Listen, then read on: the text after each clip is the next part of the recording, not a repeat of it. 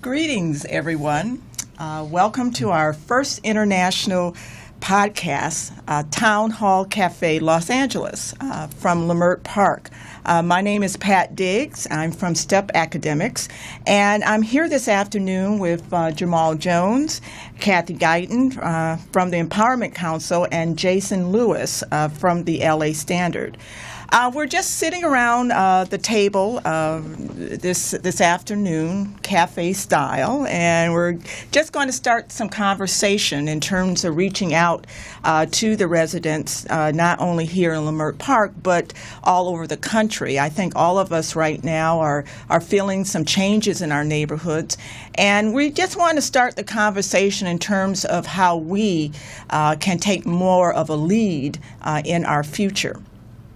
So for the first time out, we'll be discussing what we want to be discussing in our podcast freestyling series. So the first thing I would like to do, which hopefully we'll be doing this as we progress, is to start out with a quote, from some of our leaders in the past, present, and future. And one leader that have always inspired me has been James Baldwin. James Baldwin was an American writer and social critic, and he wrote a lot about the pain and struggle of Black Americans and also about the saving power of brotherhood. This is the quote. "Not everything that is faced can be changed, but nothing can be changed until it's faced." And I think that's very important in terms of trying to guide our neighborhoods. So right now I would like to introduce the Empowerment Council, Jamal Jones and Kathy Guyton. And so let's just start the conversation. So let's start out with Jamal. Introduce yourself and what do you do? Well, I'm Jamal Jones, the Empowerment Council. I've been in this neighborhood of Leimert Park for, almost 23 years now. And I got involved with the Empowerment Council just because, I saw things happening and I felt that, I wasn't aware, like things were just happening and I wanted to be more involved and engaged. And I felt that folks in my neighborhood were seeing things happen, but not necessarily understanding why. And my issue now is that there are a lot of things happening, and I think that a lot of folks in our community are behind the eight ball, in that the city, we're chasing the city and understanding what's happening in our communities. And I want to try to help facilitate education and understanding so that more people understand what's happening and what input they have in invoking change or growth or development in their own community that benefits them. And that's pretty much my spiel on myself, why I got involved. Let me shut up and hand it over to Kathy. Hello, everyone. Again, as Pat mentioned, my name is Kathy Guyton. I'm with the Empowerment Congress West area. I just want to get that clear. There's like 97 councils. So this area, Leimert Park, is ECWA, which is Empowerment Congress West area. Just so you know, I'm a member at large, and I primarily got involved earlier this year. I'm looking online. I'm looking at 311.org, trying to figure out what's going on. And I'm like, what is this? This has been around for 20-something years, and I don't know anything about it. And I've been in Leimert Park since 1999. So I go to a meeting. It's interesting. See a lot of my folks that I'm familiar with, and I just decided to get involved, and I've been involved ever since. I am, like I said, a member at large. I was elected maybe about a month ago, and I've been active with the Economic Empowerment Committee and the Finance Committee because I think it's important for people in this community to be involved any way they can. Because we don't realize how much power power we actually have if we just say something. A lot of people I see through years, I used to work for the Community Coalition as a youth coordinator. A lot of the parents are basically struggling to survive. So that whole thing about parent-teacher associations and all of that, they don't have time for it, or they don't think they have time for it. But if you make time, then that opens up a whole nother window. And then you become active, and then you become aware. When you become aware, you realize that you actually do have a say in what's going on in your community. Okay. Jason. Okay, so I launched the Los Angeles Standard newspaper in 2016. I guess in my background, I'm here from Los Angeles. I grew up around Crenshaw on the 10 freeway. Went to Fairfax High School. So I've always lived in the area. I've worked in this area as a writer and photographer for about 11 years now. I worked at a couple other community newspapers, and I decided I wanted to launch my own paper.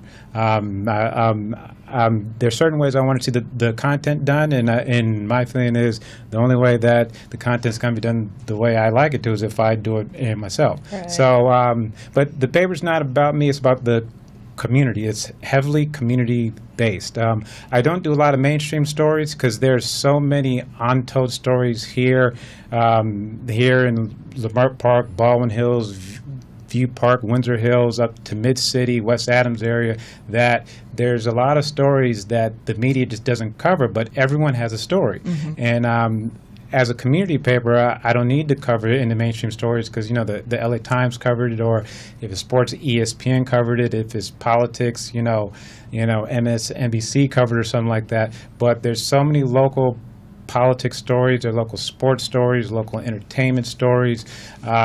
There's local food stories. So I really wanted this community paper to really showcase stuff that's going on in the community. And even if I do a mainstream story, how does it tie back to the community? So over the past year, there's been so many stories that I've found that I was unaware of, and I'm from the community, and I've worked in this community for years. But it just goes to show that there's so many stories out there, and there's an endless supply of stories, and I keep stumbling on new stuff. And the thing I do like is that when people open up the paper, they see people they know. Mm-hmm. So instead of seeing a star, they're going to see their neighbor, person they went to high school with. They're going to see events that they can interact with. They're going to see events that they were unaware of, or a business they were unaware of, so they could go support those businesses and recycle our dollars in our own community. So that's kind of the basics of the paper. It's been a good first year. It's a monthly paper.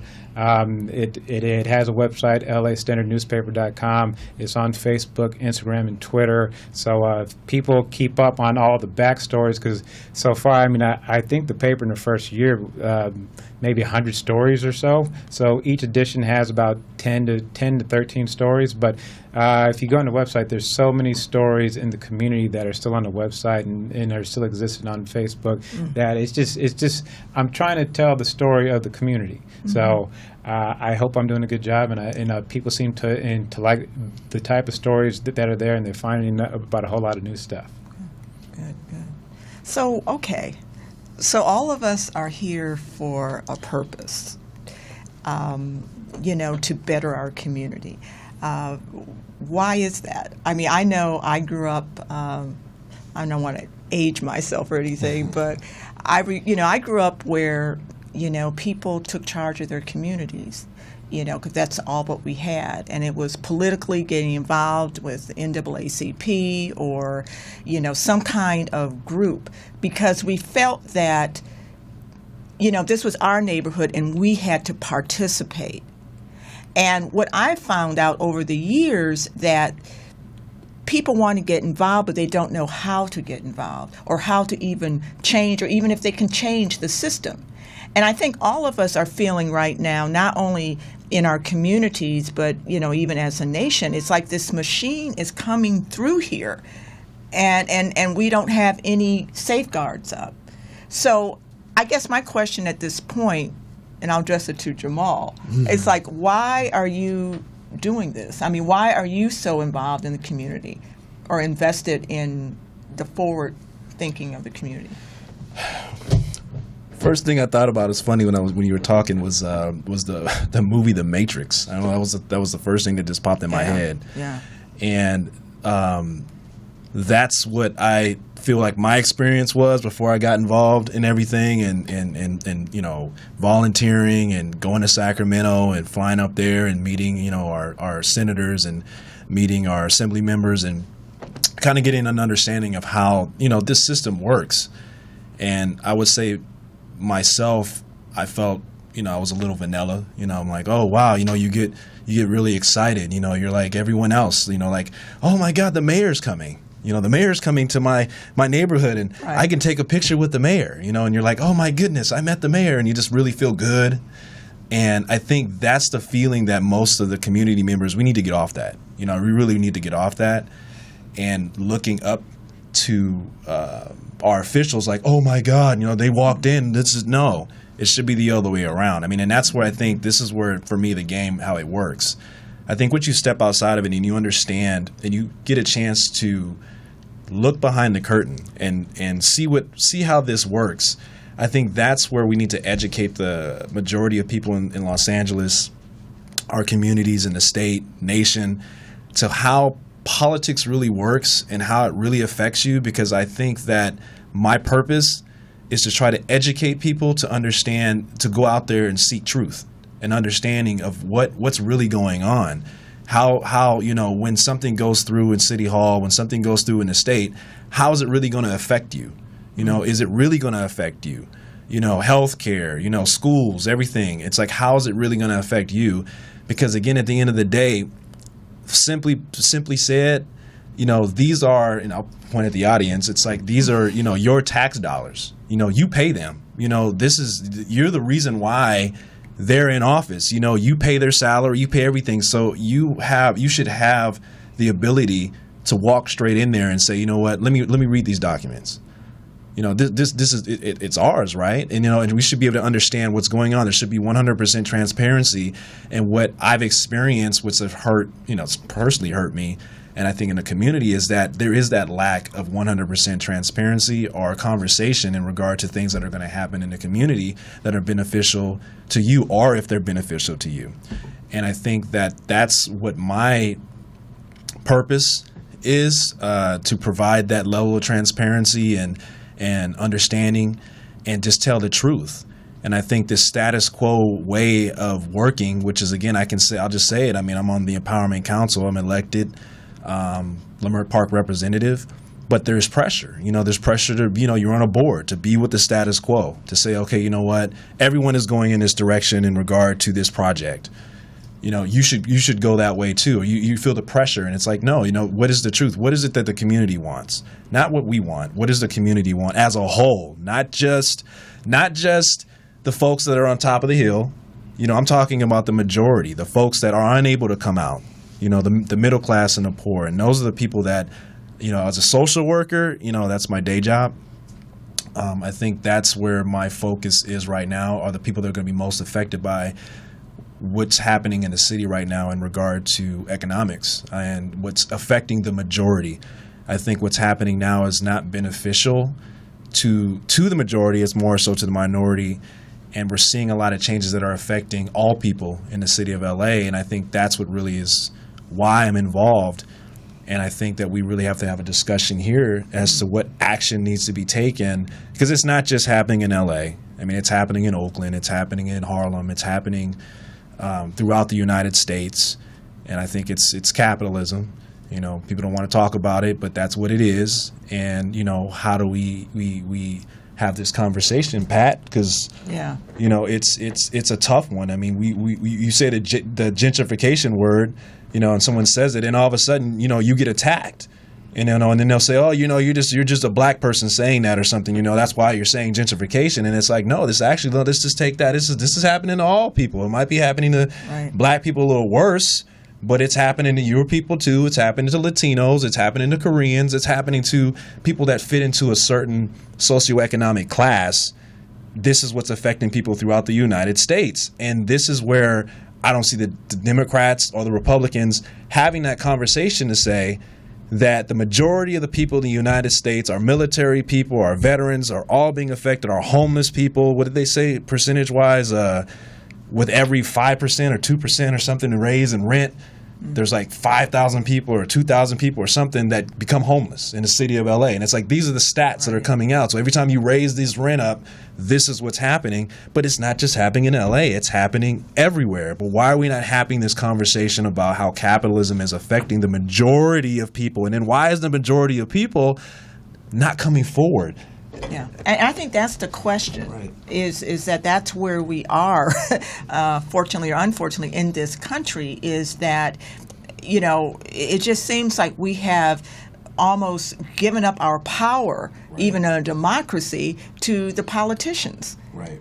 And we forgot that we are the ones that vote for them. I mean, we see them all the time. Vote for me, but yet we're not seeing the results. No. So. Kathy, so how do you think? I mean, and I think we have to get down to the cellular level of things. I mean, how can your next door neighbor or neighbors all around? I mean, how can we start participating as simple as going to city hall council meetings? Well, first, we have to have the city council meetings available for everyone, because there's a reason the city council meetings are in the middle of the day and not at the end of the day where people get off of work and can actually attend.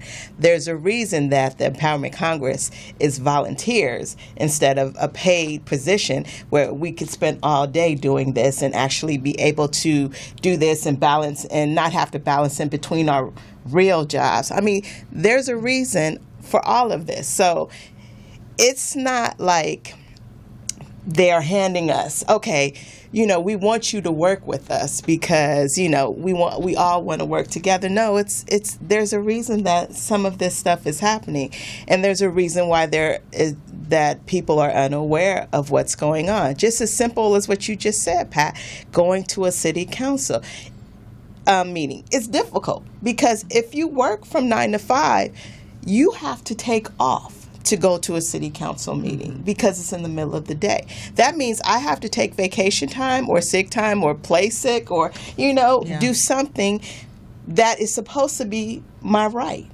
So why aren't the city council meetings in the evening? Why isn't parking free? Because downtown, as you guys know, is crazy. Right. Why isn't that happening? So I think the next step, as Jamal was saying, is to teach people what they have.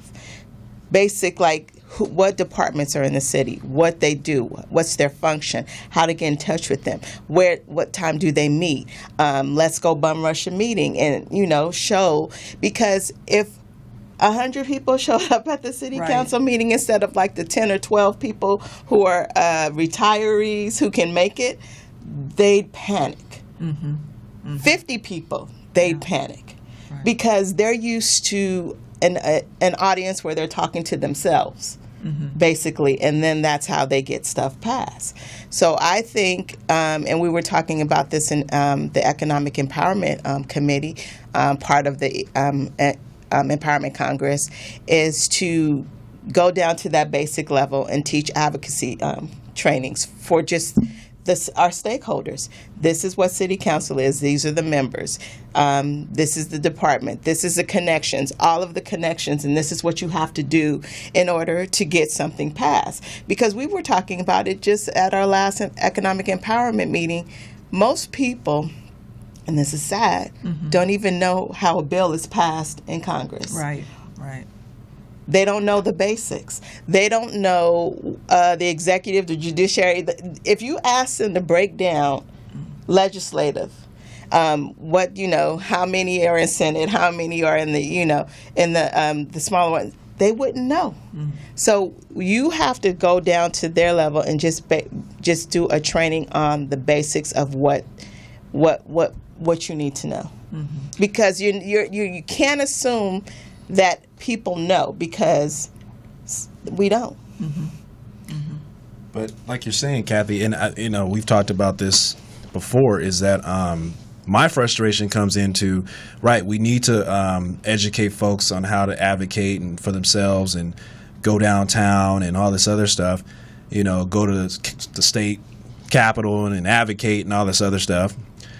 My frustration is that, okay, these people are smart. You know, these people have staff.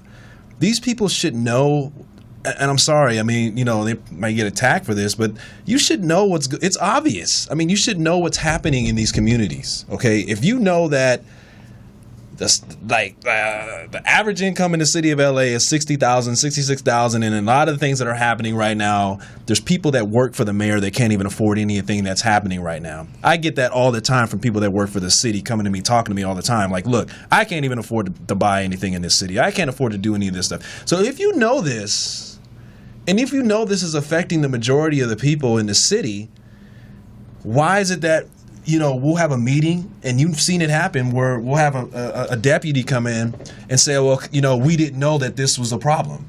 You know what I'm saying? And you're like, well, Or what? try to schmooze it over. Or we'll say, you know what, we submitted this document here that stated that, you know, signed and voted on by the board, that, you know, we as a community didn't agree with this.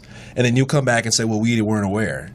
You know, it's like, what do you mean you weren't aware? You know, this is the thing. Well, you guys should have come forward, or you should have been at City Hall meeting, or you should have. No, you should understand and have the heartbeat of your communities throughout the city, and understand that if no one showed up to City Hall, you should be able to say, you know what, this is on the table, but if we pass this, this is going to affect, I'm just going to make it up, 60% of the Angelenos. 70% of the Angelenos are not going to benefit from what we're about to propose here.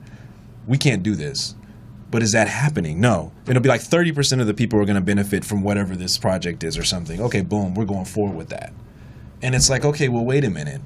Aren't you supposed to be responsible for the majority of the people? But then to use the situation where they'll say, well, you guys are just not coming out. You guys are just not coming. So, hey, how are we supposed to know? Then you need to be fired. I mean, then how do you, that's your job. Your job is to know, your job is to be in touch, your job is to have people out there to understand. And that was what frustrates me more than anything, is because I used to be one of those individuals where I'm watching CNN, which I don't watch anymore, but, you know, I'm watching the news to get my information about politics, as I wasn't out there because I'm working all the time. And now I'm killing myself because I got a full-time job and I'm trying to do this. And I have no life because I'm trying to balance the two. But how many other individuals out there have the opportunity, not opportunity, but are they able to do what we do? Because we work hard, and it's just so many people in our communities that they can't do that. So what do we say? Okay, well, they just don't know. It's like, no, that's not fair. We have to be able to have, you know, my elected official that I want to see right now is the person who's going to have that understanding. To say, you know what, I understand what's going on in the community, and I'm not going to do this if it's going to affect any of my people in a negative way. I'm not. I'm just not. I don't care who's I don't care who's lobbying. I don't care any of that stuff. The people are more important to me than this. But that is not the state of politics in the United States of America. That goes all the way up to Washington. That is not how it works. But people don't understand that, and people don't know, how does politics work? That's how it works. The lobbying. And if we have more individuals that are going to say that my people are more important than this person over here who's lobbying for this. And it's like, okay, and this is not just my opinion, this is fact. People can go out there and do your research, and further shows, I'm sure we'll have information where we can actually have, you know, right now I'm just rambling, but we can go over certain examples where this has happened, where we'll say, okay, you know, this isn't beneficial to you. We'll show it to you. We'll see, okay, who lobbied to who lobbied to this person, how much money was paid to this senator or this person to this city council person. And you start to see that you follow the money, and you start to see that is your voice more important, or is a capitalist is that capitalist voice trump your voice? And that's my issue, what's happening in politics right now. So how do we make our voice accountable? I mean, how do we make them accountable to us? Because it seems like we have gotten into a political us versus them, and the us is supposed to be representing the them, and nothing is beneficial for the community to move forward. Right. So how can we? Because I personally think we're in a shift. I think it's a culture change. Right. We have to turn. The seesaw is up. Well, now it has to be a little bit more balanced. And I think it's really going to come from everyday people who vote these people in Right. to make them accountable. Right. Or And- vote them out. Right. Or vote them out. Right. You know, and I think, you know, it's interesting how different things, like I'm a little bit into science, so it's interesting how, you know, things can be a catalyst. Right. You know, and I think, you know, living in a city like LA, like I've lived a lot of years in Washington, D.C., and it's the same thing. I mean, now it's that can you afford? I mean, we're not even talking low income. We're No. talking middle class. Middle class, You know, right. and then if we don't have a plan, like you were saying, Jamal, if we don't have a plan, what is the plan for us then? It's to become homelessness? I mean, it's like that. It's pushing you down when you don't have the jobs.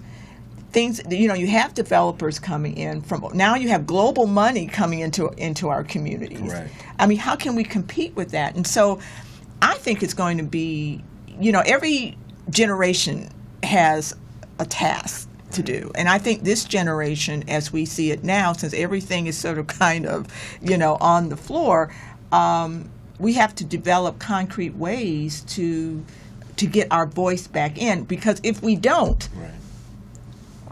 I just don't see, I don't see any future for our families here. Well, not in this neighborhood because it'd be too expensive to live here.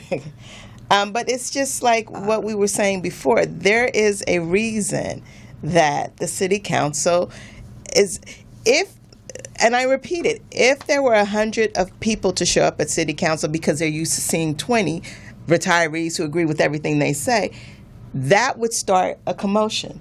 They'd be like, okay, so having it in the middle of the day didn't work, so what's next? I suggested in our meeting to start a petition to have the city council meetings at least twice in the evenings at 6 o'clock, where people could get there with parking. Right. So that people, it's feasible. Not only are they in the evening, you don't have to fight around for parking. Right. Because parking, I mean, there's a huge parking lot right across the street from City Hall. And after 6 o'clock, because people are gone at 4:59, it's empty. So you don't have to worry about, you know, juggling with the people who might still be at work. Nobody's at work after that time. They're trying to leave. So we need to get people more aware of what's going on in their community, because this is your home. You've been here for years, and all of the people who voted those the city council members into office, some of them, like you were saying, they're homeless now.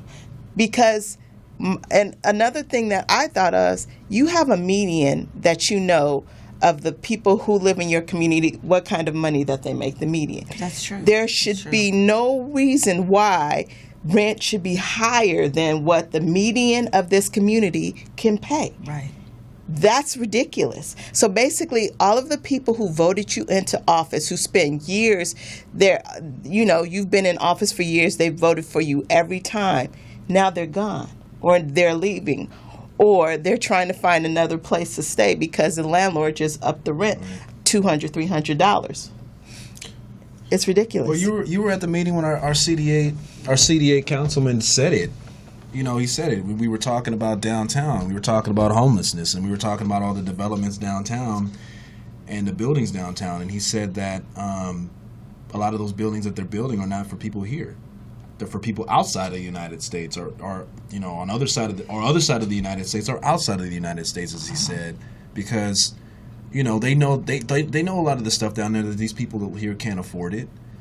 And again, it's like it's capitalism, but at the end of the day, those aren't Angelinos. You know what I'm saying? And I mean, but I'm just saying we should be open, of course. I mean, who can, you know, anybody should. Hey, we welcome everyone to come, which is great. But what are we doing about the people here? But I'll say this quick quote. You know, as like I was at Albertsons, and the guy I've known there for 10 years at checkout, and all the folks are in there checking out, and he says they're building a new city, and it's not for us. And then everyone in the check line was, you know, that everyone was saying. And this was not Latino, black, you know, very diverse line. And all of them were nodding their heads because we all fit into that class. You know, and as I said earlier, there's folks that work in the mayor's office who fit into that class. So is that right? You know what I'm saying? Is it right to build because you're building. We need development because, again, I don't want to get attacked. We do need development and we need improvement in our communities. But what we can afford. But it should be available for all. It should be equitable, and not just in LA, and that's throughout the United States. Like, poor people should have opportunities too. Poor people should have the access to resources that someone has who has money. That's just not fair. Poor people should have schools and should not have to bus. I mean, let's talk about this yesterday. Busing was the biggest piece of, I won't say it, that ever came out, because it made people psychologically think that they weren't good enough. That you have to take your children out of your neighborhood to go to another neighborhood because your neighborhood isn't good enough, and that still continues to, it's psychological. It's in people's minds still that our neighborhood, and you hear people talking about their neighborhood, like we live in South Central LA, and they just talk down, and it's like, yeah, it's not good enough. No, why not? Why do we make it good enough? Why do we have to make people feel like we need to go outside to make it good? Create charter schools. But we can have people to say, you know what, let's make this neighborhood great and for the middle class people that live here. But that's not what's happening now. What's happening now is, and no one seems like they want to say this, but it's just what's happening. The biggest slap in the face to me is to be living here, to work hard, to have a home price be $450,000 just a couple years ago, and to work your life to get to this point to say, this is the community that I'm going to buy a house and raise my kids in. I've worked hard to get to over $100K. You know what I mean? Pay off all my debt. I've made it. And now I can go buy a house. And then all of a sudden the homes go from $450 to $800 in a community that you've worked hard, and I'm not the only person. So that to me was a sign where it's like, okay, from 400 to 800, what did that just tell me right there? That was communicating to me that, you know what, this is no longer for you anymore. Because and again, we're taking race off of it because it's a socioeconomic class. Exactly. It's for a new class, not you anymore. It's for an upper class. So what is it that we really have to have these conversations to just call it out and say what is and stop beating around the bush. I want to hear some of our elected officials just say it. Stop saying, oh, gentrification is pretty good in some ways. It's good. And you're saying things like that. It's like, okay, and we'll stop using gentrification. It's just what is happening in our communities throughout the city. We're seeing this rapid change. Right. And is it equitable and is it fair? In Harlem, it's the same thing, and it's throughout the United States. I mean, is this right? And what are we doing? And what can we do? But to help these people. Right, and to sort of kind of hold back this machine is saying, wait a second here. You're not going to displace us. We demand this, and I don't. But if they leave, and that's what I tell people all the time is, if people leave. Right? I tell people all the time, I work hard in this community to try to empower folks and stuff. If everyone gets displaced, because I can afford to stay renting, but I can afford to stay. But if everyone leaves, guess what? I'm leaving too. Because the people that I'm trying to help are going to be gone. Right. And what am I going to do? So is it going to be on my conscience that I'm going to sit here and just be like, okay, bye, guys. See you later, and then they go off to San Bernardino and to Lancaster and all these other places where they're going to need assistance. You know what I'm saying? Where they're going to need help there too, and they're just going to be out there with drugs and poor conditions and all this other stuff. And it's like, who's doing anything to help them other than just push them along? Who's doing anything to say, okay, Watts was in South Central was affected by the crack epidemic and all these other things that have happened in the community that have destroyed this community with liquor stores and all this stuff. And now that things are getting good, you guys got to go. It's like, no. You guys this happened to you guys. And now that we're starting to help and heal and give you a better environment for a lot of those people that are in low income, you got to go. It's like, is that good or bad? And it's like, we're not telling you. And they'll say, we're not telling you have to go. It's like, well, you are when you're raising the rent, and you are when you're saying $800,000. That's telling you got to go. You're not really directly doing it, but you're saying that. And we need people, again, at the top of the hill. I think people that are doing very well, they need to call this out too. It can't just be, they have to be able to say, you know what, yeah, I am, a benefactor of some of the things that are happening, but you know what, it isn't right. It isn't right that we're doing this to people. It isn't right. it isn't right that homelessness is going up. That's not right. Jason, would you bring you into the Yeah, conversation exactly, over here? yeah. Running our mouth. So, and So what do you think? I did want to touch on a point that was made a few minutes ago, that participation. Right. I think we as a community need to participate a lot more. I attend community meetings pretty much weekly. I go to various neighborhood council committee meetings. I go to the Leimert Park stakeholder meetings. I go to the police commissions meetings and stuff like that. And I notice, especially with the neighborhood council meetings, it's always a pretty small group compared to the thousands of people who live in these communities. So I think we're having a problem that we don't have the strength in numbers.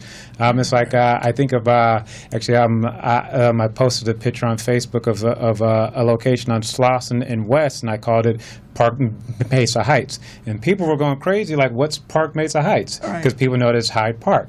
But Park Mesa Heights is the neighborhood council. So if people don't even know that's the name of the neighborhood council, how are they ever going to attend in the meetings to make change? Now, I do think that we do a good job of protesting in the park. And people on social media are always complaining about stuff. Right. And we need to keep doing that. But it's not enough just to go down into the park and protest something.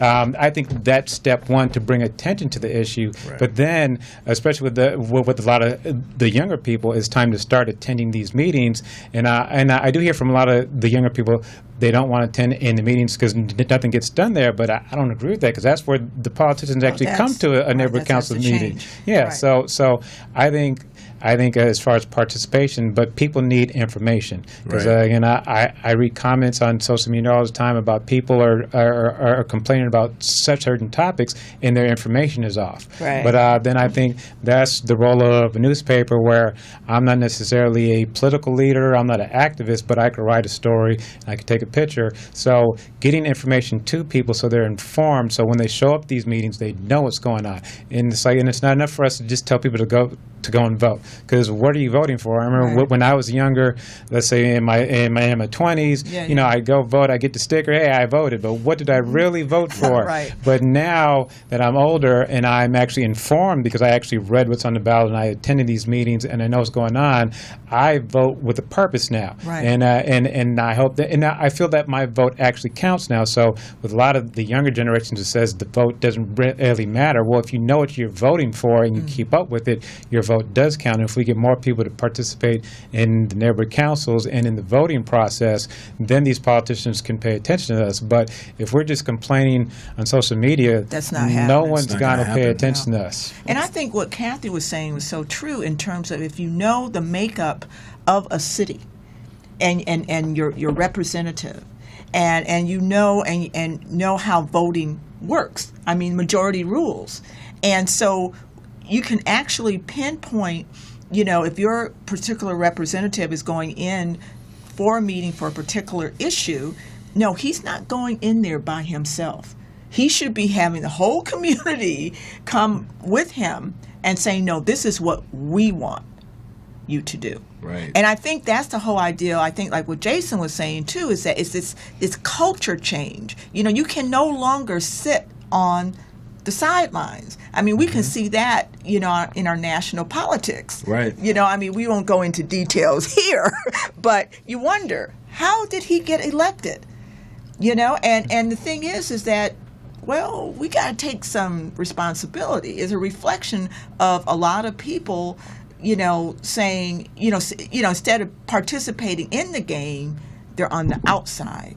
And I think as going into the 21st century, what we are facing, which is basically a survival of ourselves, is that, no, we need to be in the game.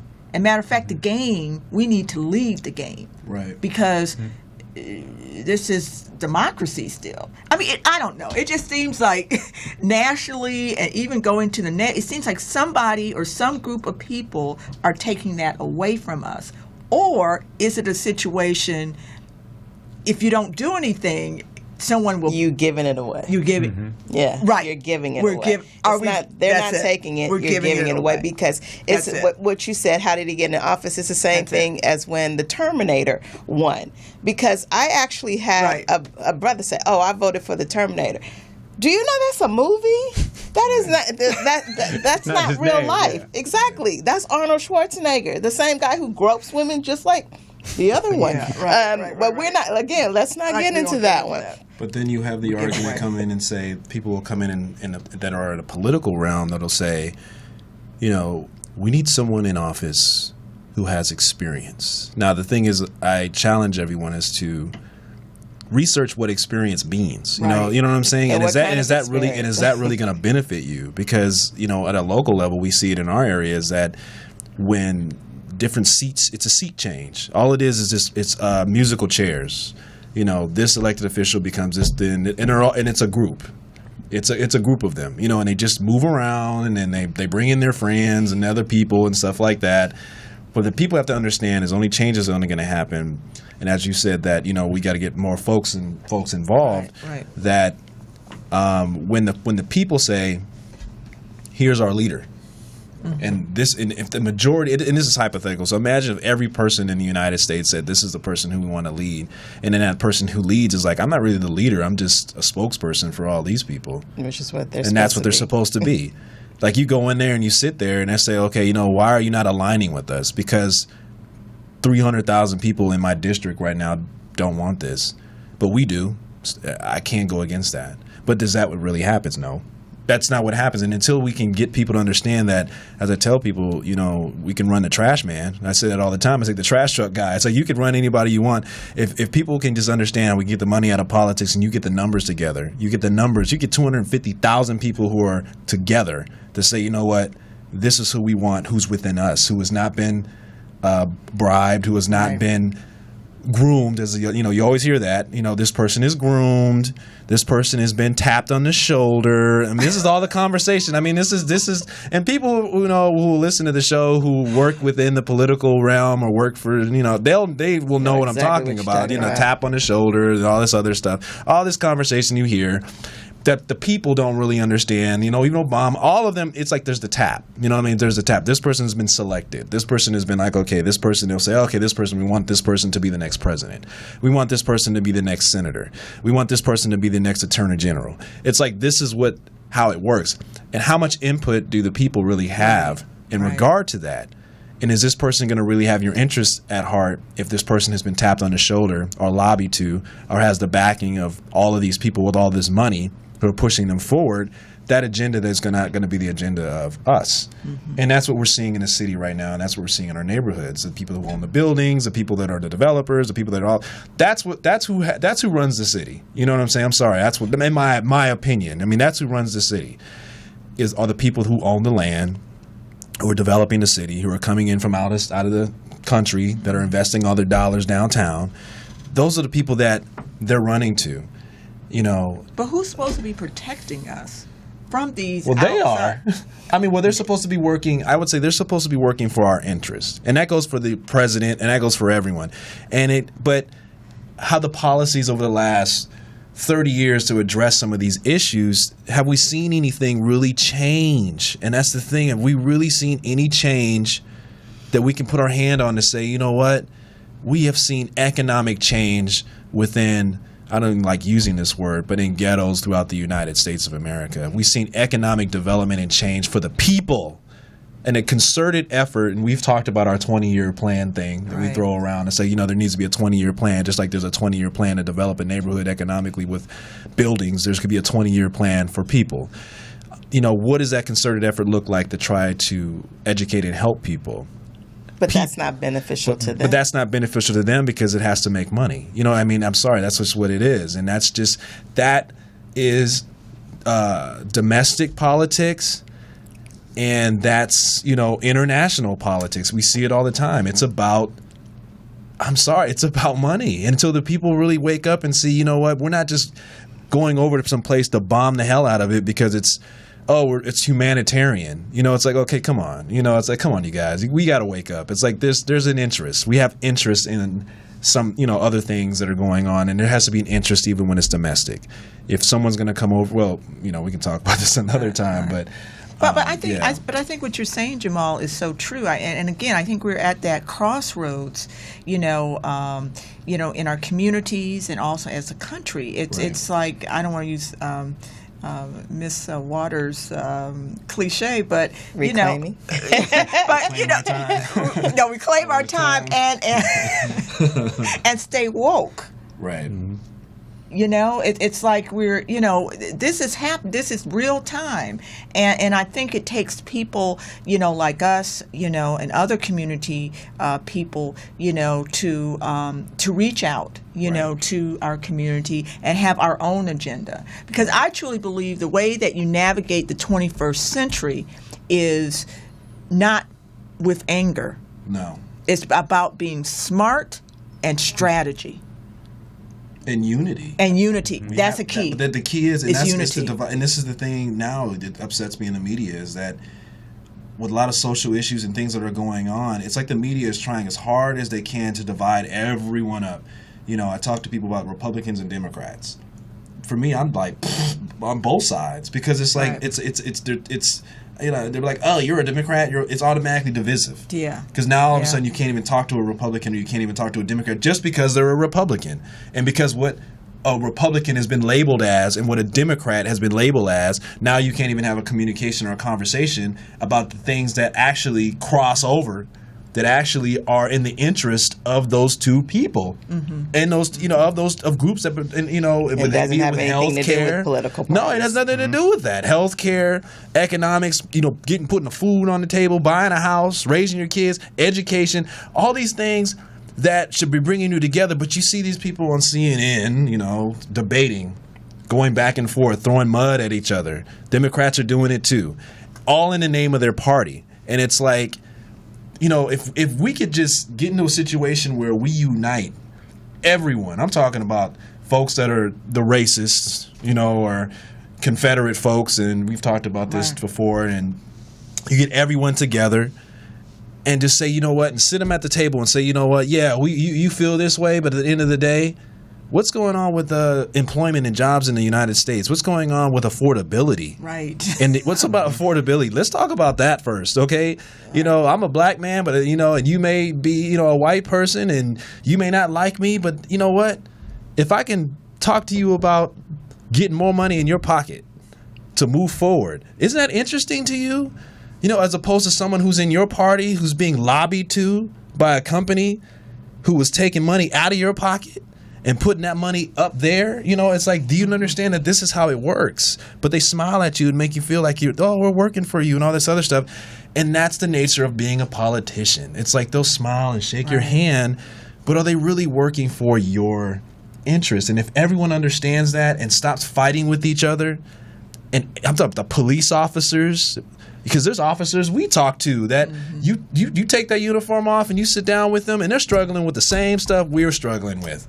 They're upset about the same things that are going on downtown that we're frustrated with, or in the state, or in Washington. They're frustrated too. You put them all together and we say, you know what, we have a lot in common. And then we move forward. But that's not what's going on right now, because everyone's just going to hate each other and they're just going to be fighting each other. And I think that's what We gotta helps Right. what's going on up here. course, Because yeah. all of a sudden, sure. you're moving this agenda up here while you're lobbying and getting And money you're to you, and fighting, you're doing right. this and doing that, and everyone else is just fighting down here, and nothing changes. That's the Nothing strategy. changes. And it's the Right. strategy. It's like, And we what become changes? homeless. Right. I mean, that's, we get pushed down, Right. And we become homeless. I mean, Right. I'm not saying, I'm just saying that that's the strategy, and then the people up on top, that's easy. That's an easy game for them to keep people fighting. Yeah, and if you look at the national media especially, they love controversy because it gets web clicks, it gets ratings.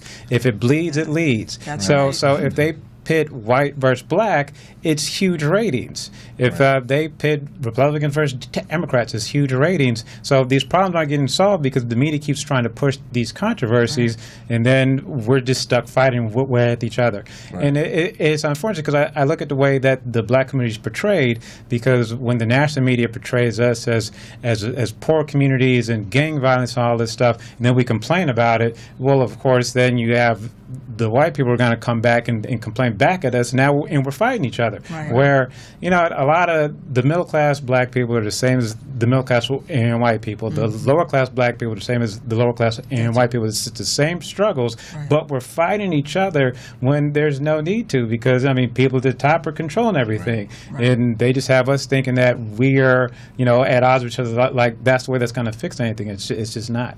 Right. Right. Puppets on the string. And that's what they go into the gentrification deal. I feel like with the LA Times and people with LA Times wrote the article on gentrification, it was, you know, pinning people against each other. It was like the gentrifiers versus the you know, black folks and the Latinos and other folks. You know, it's like they're putting us against each other, as opposed to saying, you know what, everyone needs to be in the same room to understand what's going on, as opposed to pinning people against each other. You know what I mean? And that's what's happening. I mean, you can feel it in the community when new folks are coming to the community. There's folks that come in that do want to have this conversation, that say, you know what, yeah, I moved here because the houses are nice and I couldn't afford where I want to be and I want to be here. But at the same time, I see what's happening and it's not right. It's not right that I'm coming here, and there are a lot of benefits coming to this community with development and resources and all these other things, yet this area lacked it for how many years? No one wanted to buy property or invest in this area or develop in this area. Now all of a sudden, it's hot. But now these folks can't even afford to stay to enjoy it. And they'll tell you that they don't feel that it's cool. But then there's others that may be like, and it's not their fault. I don't blame them, but they don't have that level of understanding of what's wrong as far as, what's happening in the communities and the history of the community and people that are inadvertently being, having to leave because they can't afford it anymore. And they want to talk about it, but we have to be able to, again, bring everyone together instead of pitting people against each other. And just for me, it's just common sense, and it's so obvious of what's happening, and I don't understand. It just really irritates me when people will come in and not really want to call it out. I want to hear my elected officials say, you know what, this is a complicated situation. It's very complicated. At least even they said that it's very complicated, but at the same time, it isn't right. I understand that. It's not right, and we do need to find solutions in regard to this because capitalism is coming in, and this is what's happening to these communities. And we need to have a discussion to figure out how we're going to do something about this, but that's not happening. Well, maybe to segue, I think we have about 10 more minutes, that maybe we can, talk about some of the other topics that we can at least start talking about, maybe bringing in, some guests, in terms of trying to figure out a strategy, some solutions, how to get better, a lifeline, to the community and mainly to the city, with our representatives. So what are some of the other topics you would like for us to Well, we have just a plug. Our housing forum, the Economic Empowerment Committee, we decided that we would have a housing forum to let the stakeholders know their rights as renters, primarily as renters, because a lot of these folks think whatever their landlord tells them basically is what goes, and that's not always the truth, as we learned. I'd like to see, as I said before, participation. So getting people to come to our events and then pulling them in and saying, this is not just this event. We want to tell you about some of the other things that are happening and some of the other things you need to be involved with, because it's hard pulling them in, but once you get them in, you can get them interested. I'd like to see more, again, about the advocacy training. So people, like you said, to stay woke, because that's the only thing that's going to change. Because, again, I keep reiterating this. The more people go to these city council meetings and start participating in the system, the less they can overlook us. Right. And what other topics do you think, Jamal, that we can talk about during our series? Well, I mean, you know me. I mean, everything I want to talk about is anything related to with economics in regard to housing, homelessness, our schools, Healthcare. I mean, that's one of the things that we'd really like to talk about, healthcare and what's happening with it nationally. I'd like to talk about some of the issues that are happening in Washington, issues that are at a federal level, state level, and city. I would like to talk about that, so we can have a discussion with everyone and help folks in regard to a strategy. Example with healthcare is like, what can we do nationally, and what conversation should we be having nationally in regard to healthcare? And is a conversation that we're having nationally in regard to, example, healthcare productive, and if that is the conversation that we should be having. So if we could kind of just stay on top of a lot of the deals that are happening within our busy schedules, and be able to bring that to our audience so that they can have these conversations as well. Not just what CNN is doing, but it's also going out there and looking at empirical evidence to back up some of this stuff. Start doing your research. We'll do our research to help provide to our audiences so that they can read it and study up on it, so that they can be in front of some of these things and then have some of these conversations and challenge people nationally, your elected officials, your senators, Congress people. Yeah. So I just had an idea. I was looking at Jason over there. I think it would be great if we could, have a maybe a full page in terms of letting people know how a simple poli-sci 101 course. We could do that. Yeah. With diagrams and lines to from our representative to the to the council, bullet points for the departments, to the mayor, to the Congress, Senate, to D.C., to the vice president, 3 branches of government. That's more than a page. Maybe one page of the neighborhood, the local, and then the federal. Yeah, and then maybe even on top of that, to have some type of story, we could find someone who actually went through the whole process and succeeded, so people could actually see that it actually does work. Because I think if we just say this is a process, no one thinks it works. But if we could find someone who actually worked the process and it worked out, it can encourage other people to do that. Right. Yeah. I think that would be a good idea to do. Yeah. And because it's a visual, and then people react better to if they can actually see it instead of listening to it. Right. Oh, one more thing, the city stuff. Like we had in our last meeting when we had everything that's happening in the city. If we can start, for locally too, with our local audience, letting them know what's going on with like the the ordinance in regard to like the housing and the hotels and stuff like that. We can talk about that, but then of course making sure it's local and national too, because we want to outreach to our entire audience. And right. Let's not forget finance, because we were talking about this as well. Even at the high school level, because what we were talking literacy. about financial literacy as freshmen, you are hit with every credit card you can possibly want. They get you before you even go to the dorms. Just sign this dotted line and you got all the credit cards you want.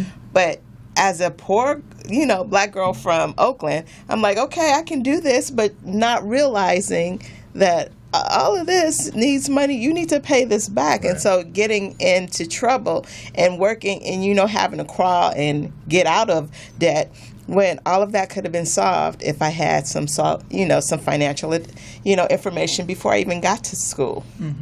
It's like the payday loan stuff too. Like that's a whole nother all thing. in poor communities. And how we need to get rid of all of those. I mean, conversations about that too. That's the downfall of of our communities right now. So and a topic that I like to see us have is informing people how they can start their own companies, their own mom and pop shops, their own businesses, so they can employ themselves and they can employ other people in our communities. And through some stories I've done, I've found a few programs, organizations who will at either for free or low cost will teach you how to do a business plan, and will teach you how to obtain the loan and stuff like that. There's a Pacific Coast Regional does that. West Angeles has a community development organization. Right. Vermont Slauson, I believe they're the Economic Development Corporation. But all of these programs that we're not really taking advantage of, that they're there for us. That if it's someone who wants to own a business, have dreams to own a business, well, it's not enough to just have the skill on how to produce that product. You have to actually know how to run that business. And I think back to a story I did a little while ago. A guy he used to be a cook at a fast food place, and now he's the owner at that fast food place. So he's still the cook, but now he owns the place because he figured it out. But that's what we need to do. Okay. I just want to plug your thank you. your paper because we're going to wrap up in about a couple minutes. This is the LA Standard here. And when does it open? When does it come out? The first week of the month. Okay, great. Yes. Great.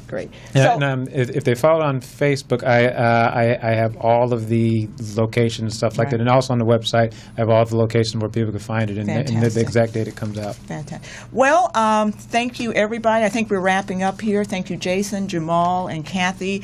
This is our first time, so we're in the process and we're developing. And I just want to leave everybody with this quote that we started with James Baldwin. Not everything that is faced can be changed, but nothing can be changed until it's faced. So thank you, everybody, and we'll see you next time.